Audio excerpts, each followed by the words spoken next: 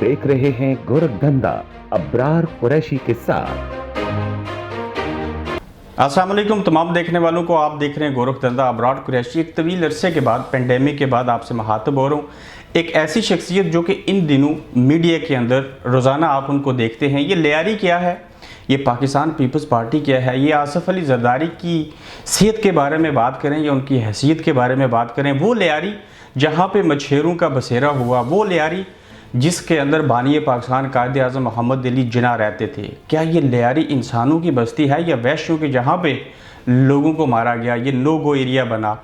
ये कराची का गोरखधंधा है क्या? ये हबीब जान कहना क्या चाहते हैं? उज़ैर बलोच जो हैं, उन्होंने क्यों सैकड़ों लोगों को मारा? उसके पीछे कौन था? ये पार्किंग भत्ता, ये कराची से MQM का खात्मा होना, इन सारे पहलू के ऊपर हम बात करेंगे। और आज के गोरखधंधा में जो मेरा साथ देंगे हबीब जान, जो कि शुरू से पैदाइशी तौर पर कह सकते हैं कि पीपल्स पार्टी में रहे। बीबी शहीद के बाद इन्होंने पीपल्स पार्टी को कई वजूहात की बिना पर खैरबाद कहा, फिर ये मौजब बने फ्रेंड्स ऑफ लियारी के। उसके बाद आज ये क्यों उज़ैर बलोच, जो कि एक कातिल तस्वर किया जाता है, उसको डिफेंड क्यों करते हैं, पीपल्स पार्टी के खिलाफ क्यों बोलते हैं? ये सारी हकीकत क्या है, आज के गोरखधंधा में हबीब जान से हम बात करके आपके सामने कोशिश करेंगे कि लोगों के असल चेहरे सामने लाए जाएं। अस्सलाम वालेकुम Abrar, thank you very much.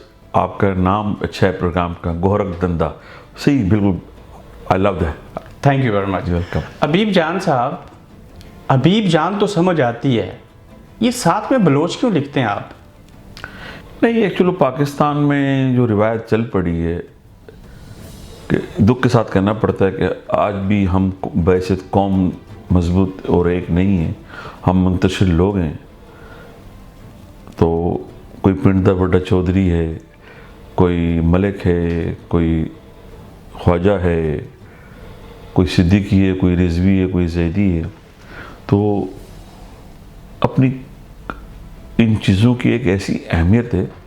तो अब लियारी में आप पैदा हुए हैं, लियारी में रहते हैं बाई बर्थ, तो वो उसके आगे आप क्या नाम लगाएंगे? हबीब जान लियारी क्यों नहीं हुआ?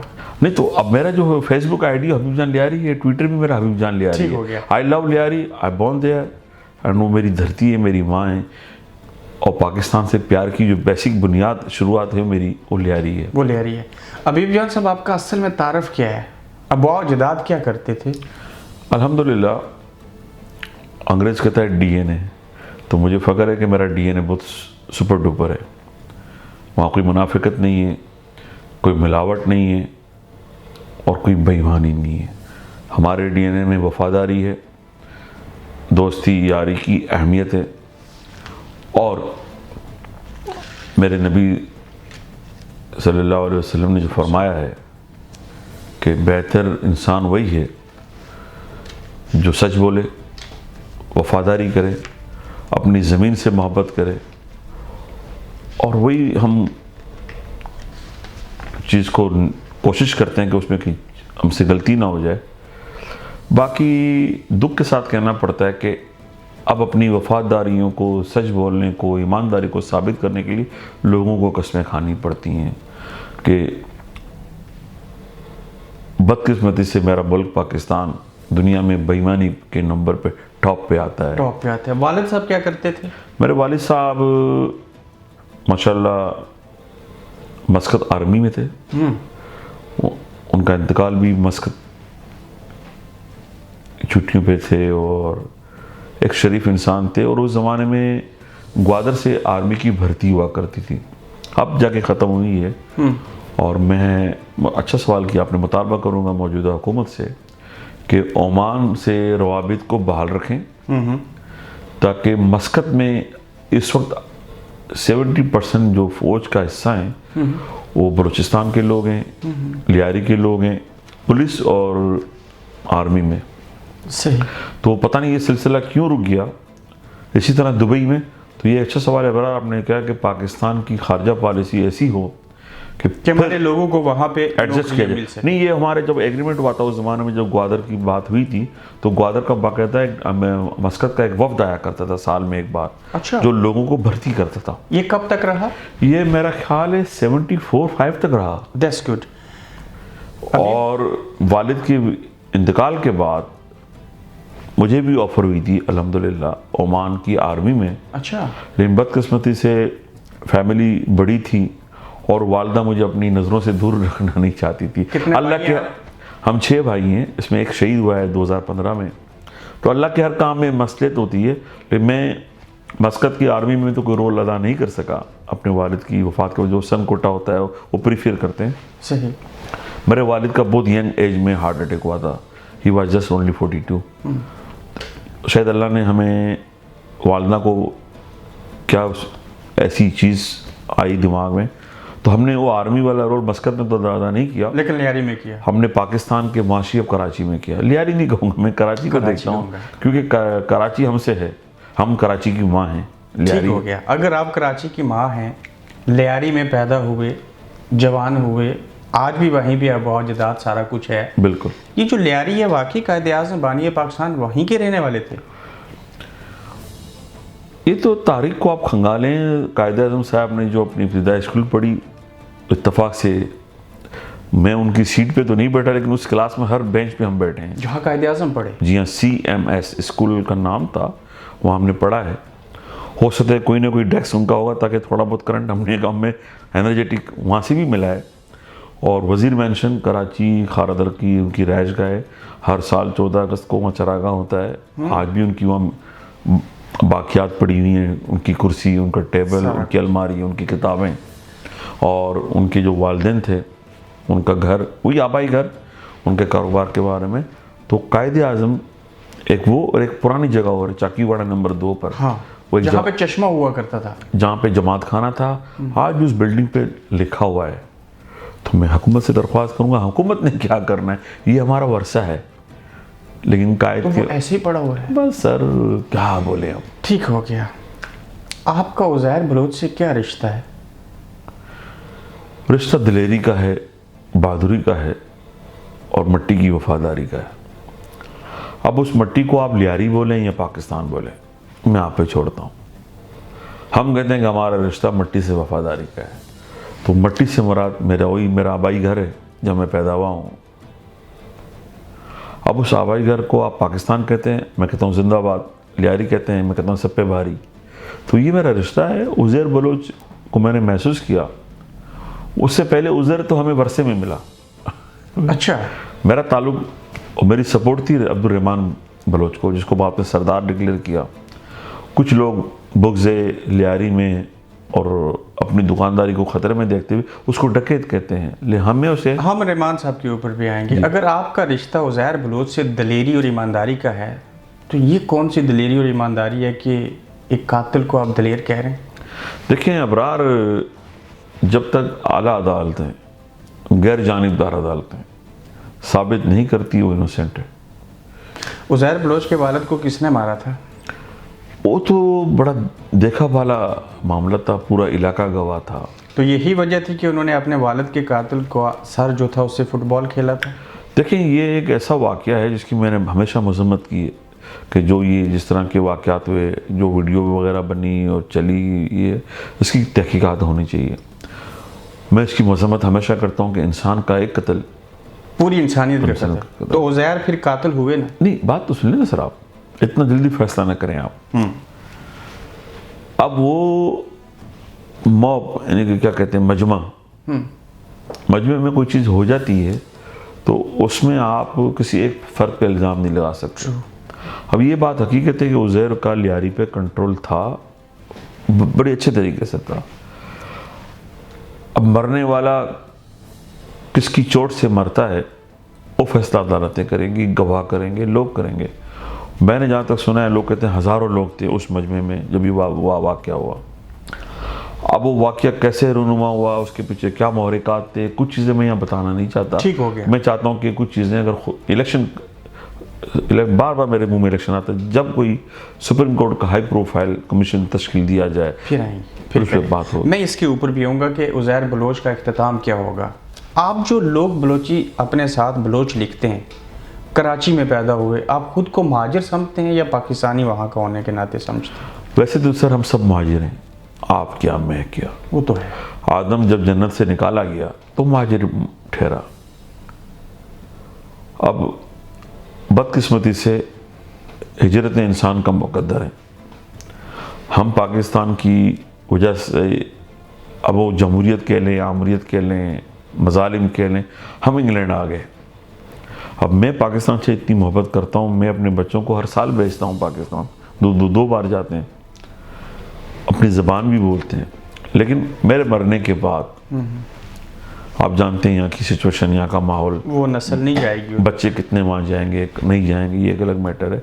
तो मैं ये कहता हूँ कि कराची में जो भी रहता है, बलोच, सिंधी, पठान, माजिर, सब सराइकी, पाकिस्तानी है। वो पाकिस्तानी, उनके पास डोमिसाइल कराची का हो सकता है। अब वो डोमिसाइल के हिसाब से जब नौकरियां मिलती हैं तो कराची का मुहाजिर सफ़र नहीं करता, सिर्फ अल्ताफ़ हुसैन का उर्दू बोलने वाला, हम सब सफ़र करते हैं। सब सफ़र करते क्योंकि मेरे शनाख्ती कार्ड के एड्रेस कराची का है, लियारी का है, मेरा डोमिसाइल कराची का है। जब सरकार की नौकरी आती है तो उस पर लिखा होता है फलाने इलाके का इतना हिस्सा, फलाने का, कराची के लोग अप्लाई ना करें। तो फिर तो हमारे दुख साझे हैं, दुख साझे हैं। लेकिन अल्ताफ़ हुसैन ने उस दुख को, उस गम को सियासत में तब्दील करने की कोशिश की। 35 साल ये बने हुए इनको हुए और 30 साल ये इक़्तिदार में रहे।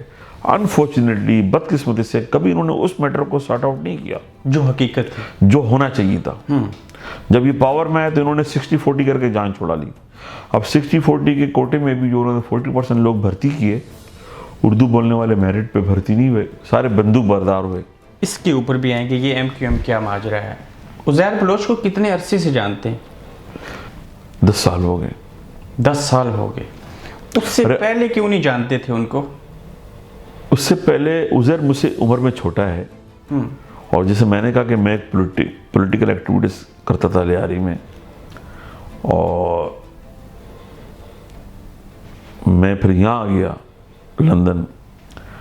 जैसे ही रहमान से मेरा राब्ते रवाबित बढ़े 2008 के इलेक्शन में, तो फिर मैंने देखा कि ये लोग हैं आते जाते हैं, और Uzair is was smart those days. खैर स्मार्ट तो अब भी है, पैंट और टी-शर्ट पहना करता था। लेकिन उज़ैर बलोच के साथ आप इसलिए मिले कि उज़ैर का तोती बोलता है वहाँ पे, तो नहीं, आप इलेक्शन में जीत जाएंगे? ओ नहीं। मैंने कहा उज़ैर मुझे वर्षे में मिला था, रहमान बलोच की जो दोस्त है बाप थे उसके, तो उज़ैर हमें वहाँ से मिला, और फिर ये फैसला हुआ उस वक्त की जरगे कह लें या बुजुर्ग कमेटी कह लें कि रहमान की जगह को कौन रिप्लेस करेगा। जब उज़ैर ने उसको रिप्लेस किया तो क्योंकि मैं रहमान के बहुत करीब था, पॉलिटिकल एडवाइजरी और लियारी का कंट्रोल जो भी कुछ हुआ, रहमान बेसिकली उसको लोगों ने क्रिमिनल बना के पेश किया था। यहाँ पे मैं आपसे एक चीज़ पूछना चाह रहा हूँ प्लीज़। अगर लियारी का हर बच्चा ये कहता था कि मैं बड़ा होके रहमान बनूंगा, तो फिर रहमान साहब का ये नाम रहमान डिकेत क्यों था? देखिए, क्या वो डिकेत बनना चाहते थे? पढ़े लिखे लोगों ने कहा कि किसी को फराज से प्यार था तो माओ ने बच्चों के नाम फराज रख दिए, किसी को अल्लामा इकबाल से प्यार था तो उन्होंने अल्लामा इकबाल पे नाम रख दिए, किसी ने मोहम्मद अली जिन्ना रख दिया, किसी ने अयूब खान पे नाम रखे, किसी ने ज़िया-उल-हक पे भी रखे, और किसी ने जुल्फ़कार पे भी नाम रखे, जुल्फ़कार अली भुट्टो। कई लोगों ने अपनी बेटियों के नाम बेनज़ीर रखे। ये मोहब्बत का एक तो तरीका होता है। सही। रहमान क्योंकि गयूर था, बहादुर था, और ज़मीन की हिफाजत का ज़िम्मा पहला उसने उठाया था। जब MQM प्लान कर रही थी कराची को सबूटाज करने के लिए, रहमान ज़्यादा ज़हीन था कि हो सकता है कि आपकी नंबर 1 एजेंसी को ना मालूम हो, माइट भी, शायद उनको मालूम हो कि अल्ताफ़ हुसैन रॉ का एजेंट है, उसे मालूम था। तो MQM ने मरवाया था उनको। लेट मी फिनिश, ये बड़ा इंपॉर्टेंट, आपने बात कर ली तो फिर मैं तारीख को अपडेट रखूं। उस वक्त जो गवर्नर सिंध थे, जिसने 14 साल सिंध पर हुक्मरानी की, गवर्नर डॉक्टर इशरतुल इबाद, यू अंडरस्टैंड, आप जानते सब, उसने बड़ी अप्रोच की रहमान शहीद को, और and he has refused many time. अच्छा। उन्हें बड़े लालच दी गई वगैरह वगैरह। तो क्योंकि अल्ताफ़ की ख्वाहिश थी अपने एजेंटों के थ्रू, जैसे गवर्नर सिंध वगैरह वगैरह, कि लियारी पे किसी तरह कंट्रोल हासिल हो जाए। सही। ताकि हम बैनुल-अक़वामी कुव्वतों को बता सके कि entire Lyari is controlled by MQM और अल्ताफ़ हुसैन। फिर आपने देखा कि खत लिखे गए थे बरतानिया को, अमेरिका को, ये चीज़ें तो सब आई माजी। उस खत में क्या था कि हम अलग से एक स्टेट चाहते हैं, कि उसने कहा था कि जनाब हम आपके ओबीडेंट सर्वेंट हैं, whatever any time we are on your disposal. तो ये बड़ी खतरनाक सूरत हाल थी, लेकिन चले एजेंसी ने शायद मुल्क बचाने के लिए इन चीज़ों को इग्नोर किया हो, लेकिन इग्नोरेंस भी मसले का हल नहीं है। आप किसी इश्यूज को अंडर द कारपेट कर देते हैं तो मसले तो कारपेट के नीचे रहते हैं ना, वहाँ तो मौजूद है। लेकिन जब भी आप कारपेट उठाएंगे वो मसलों ने सर उठाना है। आपने देखा क्या हुआ। अब अल्ताफ के करीबी साथी मुतमद खास जिन्हें मैं गोपाल वर्मा कहता हूँ, मैं उनका नाम मोहम्मद अनवर है, उसने बबांग दहल अगर ऐलान एडमिट किया है रॉ से वो पैसे लेती थी 92 से लेकर अब तक। अब तो अभी के झगड़े हुए ना, तो 28-30 साल का पीरियड वो रॉ से पैसे तो लेते रहे। 30 साल तक पाकिस्तान का मुआशी, अब जो दुनिया कहती है, आप कहते हैं, पंजाब कहता है, सिंध कहता है, KPK कहता है, कश्मीर कहता है, गिलगित कहता है, बलोचिस्तान कहता है कि पाकिस्तान के बजट का जो रेवेन्यू जनरेट होता है वो 70% कराची देता है। बिल्कुल ऐसे ही। तो यानी तय क्या हो फिर अबरार आप कि आपने 28-30 साल मुआशी हब कराची के रेवेन्यू को डिस्टर्ब किया, हड़तालें, जो कुछ होता रहा, कुछ हुआ। बोरीबंद लाशें। आज हमारे पास हॉस्पिटल ना होने के बराबर है, यूनिवर्सिटीज और कॉलेजेस हमारे पास ना होने के बराबर है, कारखाने हमारे पास है नहीं। मैं आपको कहूँगा यार अबरार आप उस पर भी काम करें। कैन फूड होता है टीन के डब्बों में जो आता है, हमारी मछली नहीं है, हमारा फ्रूट नहीं है, हमारे टमाटो, हालांकि कराची का सबसे बड़ा सोर्स ही मछली थी। अब इस वक्त यहाँ पर बांग्लादेश की मछली मिलती है, बांग्लादेश का कपड़ा मिलता है, बांग्लादेश की गारमेंट मिलती है, इंडिया का बहुत कुछ मिलता है, और हमारा क्या मिलता है? मैंगो। साल के 12 महीने में एक बार मैंगो आता है, मैंगो तो बल्ले बल्ले हो जाती है। दूसरी बार दूसरा आता है चावल। हमारी 3-4 लाइन की एक्सपोर्ट प्रोडक्ट लाइन है। अभी आपके वजीर आजम, मतलब हमारे भी वजीर आजम हैं, उन्होंने कहा कि कंस्ट्रक्शन में हम इनकलाब बर्पा कर देंगे। भाई मैं पूछना चाहता हूँ कि पाकिस्तान की 22 करोड़ की आबादी में वो सारे कंस्ट्रक्शन ही करेंगे, कितने % जो है इस इंडस्ट्री से वाबस्ता है? True. और 10 मंजिला जब बिल्डिंग बन जाएगी उसके बाद वो लेबर कहाँ जाएगी? आपने इनकलाब बर्पा करना था तो आप एक्सपोर्ट इंडस्ट्री को प्रमोट करते, आप 20-25 लाइन को, उस प्रोडक्ट को आप करते, आप frozen organic vegetable, organic fruits, fish, garments, jeans, T-shirt, leather, blah blah बला क्या कर सकते हैं, हैंडीक्राफ्ट, ऑनेक्स, मार्बल, फिर आपका स्टोन, जैम, क्या कुछ नहीं है। और ऑर्गेनिक सर, मैं आखिरी एक बात आपकी वजह से कहूँ, खान साहब, पोल्ट्री, डेयरी, जिसका मतलब है कि हलाल इंडस्ट्री दुनिया में फैल रही है, हलाल फूड इंडस्ट्री। चाइना साथ है, alibaba.com आपके साथ है, बाई रोड मशीनरी लगाएं, पूरे पंजाब को आप हलाल मीट का सप्लायर बना दें। अंदरूनी सिंध, आपका नॉर्दर्न जो आपका नॉर्दर्न एरिया है, इतनी खूबसूरत चीज़ें, न्यूजीलैंड इतना सा मुल्क है, हाथ से ज़्यादा दुनिया को हलाल मीट सप्लाई कर रहा है। बिल्कुल ऐसे। ये थोड़ा सा माजी में चल दें प्लीज़। 12 साल पहले रहमान डकेत जिनको कहते हैं उनका मर्डर हुआ, अगर वो ना मरते तो क्या उज़ैर बलोच आज ये कुछ होते? नहीं, ज़ाहिर है, ये तो सीधी सी बात है कि अगर बेनज़ीर भुट्टो शहीद ना होती तो क्या जरदारी बादशाह होता? ठीक हो ये गया। सिंपल, ये अल्लाह के मामला आते हैं। अगर आप उज़ैर बलोच को पिछले 10 सालों से जानते हैं पर्सनली, तो क्या फिर वो ईरानी इंटेलिजेंस से मिले थे MQM के लिए? मैं इस बात को टोटल डिनाई करता हूँ। क्यों? इस वजह से कि अगर उज़ैर बलोच थोड़ा सा भी जासूसी वाला जहन रखता या दुश्मन होता पाकिस्तान का, तो आज हबीब जान अबरार के सामने बैठ के इंटरव्यू नहीं दे रहा होता। क्योंकि अल्ताफ़ ये समझता है कि हबीब जान जो है लंदन में बैठकर उनके एजेंडों को सबूटाज कर रहा है, जो भी उनका एजेंडा था। आप भी जानते हैं कि जितने सालों से हम यहाँ हैं, हम मुसलसल स्ट्रगल में हैं, जहद मुसलसल है अल्ताफ़ के साथ के ख़िलाफ़। तो उज़ैर का दोस्त उसके साथ उठता बैठता है, जागता है, सोता है, एक जगह हम रहते हैं, एक जगह हम खाते हैं, एक जगह हम पीते हैं। जब मैं जाता था कराची तो समझे कि 15 दिन हम साथ होते थे, रात की कहीं देर तक बैठे रहते थे, गपशप करते थे। तो अगर वो वाकई कातिल है, पाकिस्तान का दुश्मन है, तो सबसे पहले उसने मुझे मरवाना था। कुछ ना करता तो मेरे खाने में कुछ मिला देता। ठीक है, जो कुछ JIT ने कहा उज़ैर बलोच के हवाले से, ये हमारे मुल्क के कानून नाफिज करने वाले अहम इदारे हैं, आप उनको क्यों नहीं मानते? सर, अहम इदारों का जो रोल रहा है ना, वो बड़ा मशकूक भी रहा है। राहल शरीफ से पहले। ठीक। जनरल राहल शरीफ 22 अगस्त 2015 को हाली इकदाम ना करते तो असलम बेग ने कहा है, मैं नहीं कहता ये। हाँ, असलम बेग को आप आर्मी चीफ तस्लीम करते हैं? बिल्कुल करते। तो उसकी बात को उसने लिख के कहीं साइन नहीं किए, वो वीडियो में कह रहा है ऐसा ही है। कि जी ज़िया-उल-हक ने बनाया, मुशर्रफ ने मजबूत किया। ट्रू, ये तो रियलिटी है, वो तो हमने देखा डिक्टेटरशिप के तो दौर आप में। मुझे बताएं कि असलम बेग के दौर के भर्ती किए हुए अफसरान, हामिद गुल कितने बड़े टाइगर थे माशाल्लाह, मैं तो बोलता हूँ दुनिया मानती है। ट्रू। तो क्या हामिद गुल को अल्ताफ हुसैन का छठा खटा या गोरखधंधा पता नहीं था? सब पता था। अब आप आ जाएं दूसरे लोग, जनरल मुशर्रफ, उन्होंने मुक्के अल्ताफ की बिहार पे दिखाया था ना कि देखा ताकत का मुजाहरा। आपको शायद याद नहीं हो तो अलग बात है। दूसरा जनरल था रिटायर्ड खालिद मकबूल, गवर्नर पंजाब। इस्लामाबाद ने 12 मई को आपने पाकिस्तान के चीफ जस्टिस, अब वो साबिक हो गए थे या उनको माजूल किया था, थे तो चीफ जस्टिस ना, थे तो चीफ जस्टिस चौधरी मोहम्मद इफ्तिकार, उसको आपने कराची एयरपोर्ट से बाहर नहीं आने दिया। क्या वो इंडिया का चीफ जस्टिस था? क्या वो ईरान का था, भूटान का था, इजराइल का था?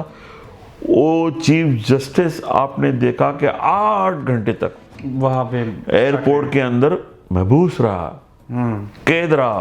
ट्रू। और किसके कहने पर? लंदन में बैठे हुए। अब 12 मई को हुक्मरान कौन थे? MQM। मतलब देखे ना, जिस मुल्क में हुकूमत तो थी ना, कोई सदर भी था, कोई वजीर आजम भी था, कोई सदर आर्मी का चीफ था, बिल्कुल जनरल मुशर्रफ। तो सर बहुत सारी बातें ऐसी हैं। ये इमरान खान की बात कर लें, जब वजीर आजम आज बने, कराची एयरपोर्ट से उनको भी बाहर नहीं आने दिया गया था। अच्छा, इमरान खान को कराची एयरपोर्ट से बाहर नहीं आने दिया गया नहीं था? जी। आज किसका कंट्रोल है वहां पे? आज अल्लाह का शुक्र है, जनरल राहल शरीफ के बाद कंटिन्यूटी है। बाजवा साहब भी पॉलिसीज को टो कर रहे हैं। पॉलिसी पे याद आया, थैंक्स टू जनरल बाजवा, वरना फौज में अमूमन क्या होता है, पॉलिसियां बदल दी जाती हैं। जनरल साहब ने कराची के मामले पर, जनरल बाजवा साहब ने राहल शरीफ की पॉलिसी को टो किया। और मैं यही दरख्वास्त करूंगा कराची के लिए नहीं बल्कि पूरे पाकिस्तान के लिए कि आने वाला जर्नल या उस इलाके का छोटा कमांडर या बड़ा कमांडर इस पॉलिसी को कैरी करें। जो फाइलें आप बनाते हैं, खुदा दे वास्ते वो फाइलें साथ न ले जाओ और उसको तंदूर में न जलाओ। वो आने वाले के लिए छोड़ जाओ फोटोकॉपी भी, ताकि वो देखे कि कल क्या हुआ था और आगे क्या होना है। आज क्या हुआ है। राहल शरीफ की पॉलिसी को अगर डिसऑन कर दिया जाता और फिर बाजवा साहब कहते कि जनाब के अल्ताफ तो हमारा भाई है, अवाम कहाँ जाती। मैं इसलिए ये कह रहा हूँ तनाजुर में, आई रिमेंबर जनरल मुशर्रफ ने कहा जब इक़्तिदार संभाला, आपके एंकर थे हामिद मीर साहब के प्रोग्राम में। हाँ, उन्होंने जब सवाल आया तो मुशर्रफ अल्ताफ का, तो मुशर्रफ साहब बहुत एग्रेसिव हुआ कि मेरा बच्चा है तो मैं इसको गोली मार दूं, गद्दार है वगैरह वगैरह वगैरह। बड़े खुश हुए थे आपको। और जी लोग वे ना, मैं बड़ा खुश हुआ कि मैं यार ये कमांडो चलो कुछ भी है, जमहूरियत में मारा शब खून, कुछ कराची तो बच जाएगा ना। कराची से मतलब पाकिस्तान खुशहाल होगा। लेकिन फिर क्या मजबूरी थी कि वो कुछ ना कर सके कि 8 दिन के बाद या महीने के बाद यही मुशर्रफ 9-0 पे हाथ बांध कर खड़े थे, हाजिर हो गए थे, यहाँ खड़े थे। बिल्कुल। तो सर छोटे छोटे सवालों के ऊपर आते हैं, please short and sweet question. Please जनाब पेशा लोगों का घर कैसे बन गया? सर ये तो मेहरबानी है, ये प्रोडक्ट को इतना पॉपुलर किया। अगर लियारी आज मशहूर ना होता तो आप मुझे कहाँ लिफ्ट कराते यार। तो देखिए मसला है कि ये रियासत के मामलात थे और जब कराची तोड़ने का प्लान फाइनल हो रहा होगा और यह हो रहा था तो इन्हें किसी ना किसी चीज़ को तो टारगेट करना था। क्या मंशियात सिर्फ लियारी में बिकती है? शेख रशीद का इलाका है राजा बाजार, वहाँ पे भी बिकती है। उसके आगे है कसाई गली, वहाँ भी बिकती है, मैंने खुद देखी है। लाहौर आ जाएं, मैं नाम लूँगा तो लाहौरी नाराज़ ना हो जाएं, वो बोलेंगे यार अभी जान तो ने की कर दिया। आप जाएं गुजरावाला, गुजरात, कराची का इलाका, नाजिमाबाद, अल्ताफ का जो इलाका था उसके पीछे, बलूचिस्तान को देख लें। हम पे तो इल्ज़ाम है कि जी हमारी तो मंशियात ऑफिशियली अनऑफिशियली तरीके से एक्सपोर्ट भी होती रही है। एक्सपोर्ट भी होती रही है। तो मंशियात क्यों बिकती है? थाने की सरपरस्ती होती है। मंशियात आती कैसी है? बॉर्डर पे मौजूद लोगों की सरपरस्ती होती है। अब ये बताएं कि मंशियात बेचने वाले या पीने वाले, इंग्लैंड में भी मंशियात पूरी दुनिया में है, ये एक खुला सब्जेक्ट है। यहाँ पे भी, अभी मैं ट्रेन से आ रहा था आपकी तरफ, तो एक इतनी बदबू आ रही थी। इतनी स्मेल आई, वो क्या कहते हैं, वीड वगैरह टाइप की। तो ये आपको पता है, लेकिन उस मंशियात के नाम पर लियारी को बदनाम करना, कत्लों के नाम पे बदनाम करना, तो फिर मैं उस बात के जवाब में देता हूँ, ठीक, हमने आपकी बात मानी कि लियारी वाले मंशियात फरोश है, फिर मेरा उन मंशियात फरोशों को सलाम है। क्यों? कि अल्हम्दुलिल्लाह वो मंशियात फरोश तो हैं, वतन फरोश नहीं। वतन फरोश नहीं। वो सर फरोश हैं, मंशियात फरोश हैं, हमारा दिल और जिगर है। आप अगर उन मंशियात फरोशों को थैंक्स नहीं कह सकते तो उनकी बेइज्जती भी ना करें। बेइज्जती भी ना। आप अपना अवार्ड दें महविश हयात को, मीरा को, फिर मीडिया कह के महविश हयात उसकी फ्रेंड है, इसकी फ्रेंड है, सानू कोई लेना देना सानू कोई वो लेना की कहते पंजाबी अपराध, सानू की तुसी पावे कुछ भी मट्टी पाओ। मट्टी पाओ। उज़ैर बलोच को किसने 5 करोड़ दिए थे और क्यों दिए थे? वो पीपल्स पार्टी की मजबूरी थी, वो मैं समझता हूँ कि वक्त के लिहाज से एक अच्छा फैसला था। अच्छा फैसला था। उस 5 करोड़ का क्या किया था उज़ैर बलोच ने? क्योंकि अगर ये पीपल्स पार्टी 5 करोड़ अलग ऐलान देती तो अल्ताफ ने उनकी हुकूमत छोड़ देनी थी। किसकी सीट जितवानी थी उन्होंने? नहीं, ये सीट वाला मैटर नहीं था। लियारी में ऑपरेशन के बाद बेशुमार लोग शहीद हुए थे और हमारे गधे भी शहीद हुए थे। अब उसको कहें हलाक ना, मैं तो हमारे गधों को भी शहीद कहता हूं। गधों को शहीद तो नहीं कहना चाहिए ना। इससे पहले मौलवी कुछ भी, वो गधा जो था रोजी का जरिया था मेरे लोगों के, जो गाड़ी पे बांध कर मजदूरी करते थे, जिसे कहते हैं गधा गाड़ी। अच्छा, वो एक पर्टिकुलर गधा होता है जो ट्रेंड होता है मालिक का। और आप यकीन करें, हमारे लियारी में मैंने गधों की मोहब्बत देखी उस मालिक से। वो कहता है ये मेरा रोजी का जरिया है। सुबह उठ के वो भूखा रहता है, उसको पहले घास खिलाता है, उसको पानी पिलाता है। और एक गधे की कीमत अब तो ज्यादा होगी, उस जमाने में भी 2-3 लाख थी। अच्छा, 2-3 लाख का गधा मिलता है लियारी में? अब्दुल सत्तार ईदी साहब ने कुछ गधे दिए लियारी के लोगों को। वो गधे अंदरूनी सिंध के थे, ठट्टा साइड के। तो उन्होंने कहा कि साहब ये गधे जो हैं ये वजन उठाने वाले नहीं, अंदरूनी सिंध में लोग गधों पे बैठ के उससे सफर भी करते, सफर और सवारी का काम लेते हैं। तो मैंने उनसे पूछा कि गधे कहाँ के अच्छे? तो उन्होंने कहा पंजाब के। मैंने कहा आस्ते बोलो वरना लोग मारेंगे यार। तो उन्होंने पंजाब के पर्टिकुलर एरियाज के नाम लिए, तो फिर वहाँ से गधे बाकायदा खरीदे गए। इसी तरह हमारी सुजुकियाँ जो आपके पंजाब में कहते हैं डाले, हाँ, वो डाले तबाह हुए, रक्षे तबाह हुए। तो वो कंपनसेशन था उन लोगों के लिए, उन लोगों के तो लिए। पीपल्स पार्टी ने एडमिट किया कि हम ओपन नहीं दे सकते। मैं बता दूं आपको क्लियर, ओपन देंगे तो अल्ताफ हुसैन ने शोर डालना है, और शोर के बाद वो क्या करेगा, सिंध गवर्नमेंट छोड़ने की धमकी देगा, मरकज़ी हुकूमत छोड़ने की धमकी देगा। तो उनकी मजबूरी थी, और मजबूरी हम बेहतर समझते हैं। ठीक हो गया। अगर वो 5 करोड़ रुपए इस मकसद के लिए थे, तो 158 मर्डर जो उज़ैर बलोच के खाते में पड़े, वो किसने करवाए? वो किसने किए? किसने किए आप बताएं ना। मैं आपसे पूछ रहा हूँ। मैंने तो जीआईटी में पढ़ा है, तो मैंने कहा कि जीआईटी तो अपनी क्रेडिबिलिटी खो चुकी है, उसको तो आप डिस्कस ही ना करें। एक कत्ल या 2000 कत्ल है। आप ओपन ट्रायल का मौका दें उज़ैर को, ओपन ट्रायल का मौका दें और ओपन गवाहों को बुलाएं।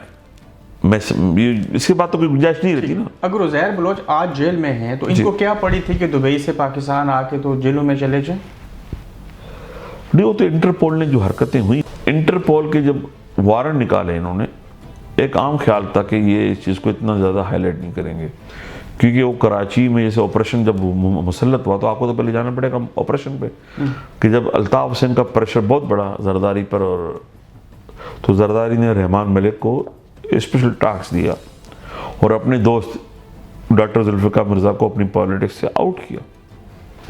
आपको जुल्फ़िकार मिर्ज़ा का जरदारी का साथ छोड़ना भी डिस्कस करना पड़ेगा। जरूर करूंगा, वो मेरा आखिरी सब्जेक्ट है। आप मुझसे ना करें आपके कमीशन को कि क्या वजह थी कि जुल्फ़िकार मिर्ज़ा, वो यारों का यार जो गाना गाया करते थे, दोस्त ये वो वगैरह, कि क्यों वो पीछे हटे और रिज़ाइन करना पड़ा। और रहमान मलिक के आगे आने के बाद ऑपरेशन कंडक्ट किया गया लियारी में। हकीकी MKM हकीकी पे मजालिम किए गए। हकीकी जो अल्ताफ का एक दूसरा ग्रुप था, क्योंकि अल्ताफ की डिमांड थी कि I don't want to see them. I don't want to see them. अच्छा, फिर आसिफ अली जरदारी साहब का उज़ैर बलोच का रिश्ता क्या है, तल्लक क्या है, किस बुनियाद के ऊपर है? वो सियासी पावर, सियासी चौधराहट पर है। ये हकीकत है उज़ैर बलोच आसिफ अली जरदारी साहब से मिले थे? एक बार मिला है। आप क्यों नहीं गए थे उनके साथ? इसलिए कि मैं जानता था कि मैं मिला तो शायद उन्हें कोई प्रॉब्लम हो। प्रॉब्लम हो? किसको हो प्रॉब्लम? आप जरदारी साहब को। और मैं नहीं चाहता। जरदारी साहब रजामंद थे कि आप उस मीटिंग में? हाँ, कहा गया था कि इसको भी ले आओ। वो तो किसी तरह मुझे आराम करना चाह रहे थे ना। बीबी शहीद के साथ कितना अरसा रहे? मैं हाँ, जब होश संभाला बीवी के साथ। ज्यादा यहाँ पे रहे या पाकिस्तान में नहीं, रहे? पाकिस्तान भी। मैंने तो देखा ना, बिलावल की पहली सालगिरह मैंने की थी कराची में, लंदन में तो नहीं की थी। तो इसका मतलब है कि बीवी मुझे जानती होंगी, वरना अपने बिलावल जो आज वारिस है सियासत का, मेरे कहने पर मेरे स्टेज पर आके सालगिरह मनाए। बीबी के घर जाते थे बचपन से, समझ लें कि आप उनके साथ रहे, बिलावल की सालगिरह अपने हाथों से मनाते रहे। तो वो फिर तस्वीर आपको मौजूद। बीबी की उस वसीयत के बारे में पता है जो उन्होंने लिखी थी? वसीयत बदगुमा होकर उसके बिछड़ने का गम न कर। ये वसीयतें जो थी, जरदारी साहब अच्छे मास्टर हैं, अच्छा मैनेज करते हैं। मेरे ख्याल में मैं इस वसीयत को तो, क्योंकि ऐसी कोई भी वसीयत वो होती, सामने क्यों नहीं आई? ऐसी कोई भी वसीयत होती, बीबी इतनी जहांदीदा दूरअंदेश खातून थी, अल्लाह उन्हें गरी के रहमत करे, आमीन। वो किसी ना किसी को ईमेल पे ज़रूर कहती। मैं भी उनकी ईमेल की लिस्ट पे था।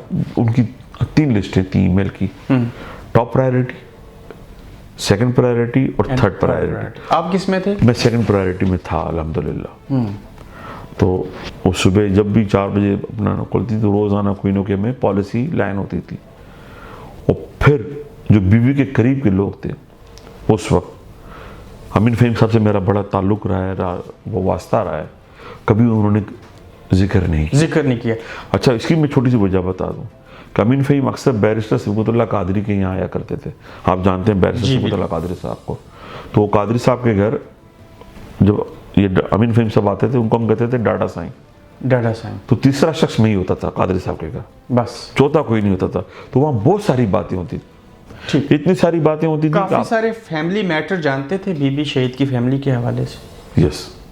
उनके और आसिफ जरदारी साहब के रिलेशन कैसे थे वफात से पहले? मैं समझता हूँ कि इस पर बात ना की जाए तो फिक्र। थोड़ा सा बता दें, बुरे थे अच्छे थे? मैं इस पर नो कमेंट्स अबरार प्लीज, ये फैमिली के मैटर हैं। सियासी एतबार से मरासम कैसे थे? सियासी एतबार पे बीबी ने कहा था बैरिस्टर सिबगतुल्लाह कादरी को दुबई के घर में, आप उनसे पूछ भी सकते हैं कि देखें बैरिस्टर साहब, बच्चों के पास किसी एक पेरेंट्स को तो रहना पड़ता है। तो जब जरदारी साहब जेलों में थे तो मैं बड़ा लुक आफ्टर की बच्चों को। अब जरदारी साहब की जिम्मेदारी संभालेंगे दुबई में रहकर, और वो खुद सियासत करेंगी। हाँ, तो इसीलिए वो अकेली गई थी और जरदारी साहब को दुबई छोड़कर गई थी। अच्छा, इस मामला पे पीपल्स पार्टी के कुछ लोग भी मौजूद थे जब ये बात हुई थी। अब मैं उनके नाम यहाँ इसलिए नहीं लूँगा, हो सकता है कि आप कादरी साहब से कोई मुख्तसर सा या बड़ा इंटरव्यू कर लें और ज़्यादा तफसील डालेंगे। बीबी शहीद को किसी ने क्यों मारा, क्यों शहीद किया? देखें, बेनज़ीर भुट्टो साहिबा पाकिस्तान नहीं बल्कि तीसरी दुनिया की उम्मीद थी। और लोग ये समझते थे कि माजी में भी ये बातें हैं कि जी वो ओसामा बिन लादेन ने पैसे दिए, तहरीक अदम एतमाद आई, ये आया वो आया। तो एक सिंडिकेट एडवेंचर था। 10 करोड़ की बात हुई थी। वो जितने भी करोड़ों, नवाज शरीफ साहब को ओसामा बिन लादेन ने 10 करोड़ दिए थे उनकी हुकूमत खत्म करवाने। हाँ, ये बातें तो ज़बान ज़द आम है। तो मेरा ये ख्याल है कि अमेरिका की इस्टेब्लिशमेंट, अफगानिस्तान के मामलात, हिंदुस्तान के ये मामला, सारा एक चैप्टर था, एक जॉइंट वेंचर था। लेकिन दुख इस बात का है कि उस सारे जॉइंट वेंचर में बंदूक हमारे पाकिस्तान के कंधे पर रखी गई। रहमान मलिक का कोई असर है उसके अंदर? अभी तक तो मशकूक है, इसलिए कि वहाँ से भाग गई मौसूफ। जब आप चीफ सिक्योरिटी एडवाइज़र थे तो आपको आखिर तक वही होना चाहिए था साथ साथ। एम्बुलेंस में जाते ही हॉस्पिटल में आप होते, आप तो चले गए जरदारी हाउस। और उसके बाद जो किताब आई है, जो अब ऑस्ट्रेलिया के वजीर खारजा भी हैं, यूनाइटेड नेशन का जो था, कि आपने उनको बना बनाया प्रीपेड चीज़ें दे ड्राफ्ट दे दिया, जिसमें उसने हैरानगी का इजहार किया। फिर उस जाए वकू का धुल जाना, मुशर्रफ का रवैया। क्या आपको ऐसे लगता है कि जिन्होंने मुर्तज़ा भुट्टो को मरवाया था वो बीबी के मर्डर में भी शामिल है? हाँ, जॉइंट वेंचर तो है ना। देखिए तो मुर्तज़ा भुट्टो को तीसरी दुनिया से क्या खतरा था? वो एक बहुत पढ़े लिखे काबिल इंसान थे। और पता है आपको शायद ये जानकर हैरत हो कि मुर्तज़ा भुट्टो साहब की जो बेसिक एजुकेशन थी वो एटमी टेक्नोलॉजी थी। अच्छा, ओ यस, ठीक हो गया। तो और मैं ये बात आपको बताना चाहूँगा कि 18 अक्टूबर 2007 का अटैक जो था कराची का बीबी पर, उसकी इंक्वायरी अगर ईमानदारी से जनरल मुशर्रफ कर देते तो 27 दिसंबर का वाकया रोनुमा नहीं होता। देखिए अक्टूबर 18, 15 दिन, नवंबर और दिसंबर, तो 2.5 महीनों में उस वक्त की इस्टेब्लिशमेंट, उस वक्त की पुलिस, उस वक्त की इंतजामिया ने 18 अक्टूबर की तहकीकात जो कि उसकी फाइल आप देख लें तो ये जॉइंट वेंचर था, जॉइंट सिंडिकेट था, जिसके नतीजे 27 दिसंबर को आपने देख लिए। बिल्कुल ठीक हो गया कि आप पीपल्स पार्टी में थे, अब क्यों नहीं है? बीबी की शहादत के बाद मेरे बच्चों ने ख्वाहिश का इजहार किया कि हम बरतानवी सफ़ीर को ख़त लिखते हैं कि बीबी शहीद के कत्ल की इंक्वायरी स्कॉटलैंड यार्ड करे। वो आइडिया मेरे घर से निकला था। अच्छा, मेरे बच्चों ने, उसकी तस्वीर भी मौजूद है, स्कॉटलैंड यार्ड को हमने ख़त लिखा। बच्चों ने लिखा, अपनी स्कूल की गिरा आपके बच्चों ने वो खत लिखा था स्कॉटलैंड यार्ड? बिल्कुल। तो मैं उनके साथ गया कराची ब्रिटिश हाई कमीशन, ठीक, तो जिसका जरदारी साहब ने बहुत बुरा मनाया। इसकी वजह क्या हो सकती है कि आप कौन होते हैं? तो मैंने कहा कि जरदारी साहब को स्कॉटलैंड यार्ड से बीबी की कत्ल की तहकीकात का खतरा था। ये तो 8 दिन के बाद की हमारी तरफ से मूव थी, जो बच्चों की ख्वाहिश थी। तो आपको पता है कि यहाँ इंग्लैंड में बच्चों की ख्वाहिशों को एहतराम दिया जाता है, वो बड़े क्यूट से बच्चे होते हैं। तो मैं उनको लेकर जब हाई कमीशन गया, वो हुआ ज़ाहिर उनके अपने रवाबित होंगे जरदारी साहब के, वो हाई कमीशन में कोई पाकिस्तानी भी मौजूद होते हैं। तो तलब किया, बिला उसको बड़ा गुस्से का इजहार किया गया। और जो दरबारी लोग थे तो हमने ये वो मैंने कहा यार शट योर माउथ, जो भी दरबारी थे वो देखेंगे तो समझ जाएंगे कि किसकी बात कर रहा है। तो जरदारी साहब से मैंने कहा कि सर ये मेरा कोई ये पार्टी डिसिप्लिन के खिलाफ काम नहीं है, मेरे बच्चों की ख्वाहिश थी और मैंने ये कर दिया। वो आगे से उन्होंने थोड़ा सा जो उनका स्टाइल था, बेसिकली आपकी और आपके बच्चों की ख्वाहिश थी कि बीबी के कत्ल की तहकीकात स्कॉटलैंड यार्ड करे। जो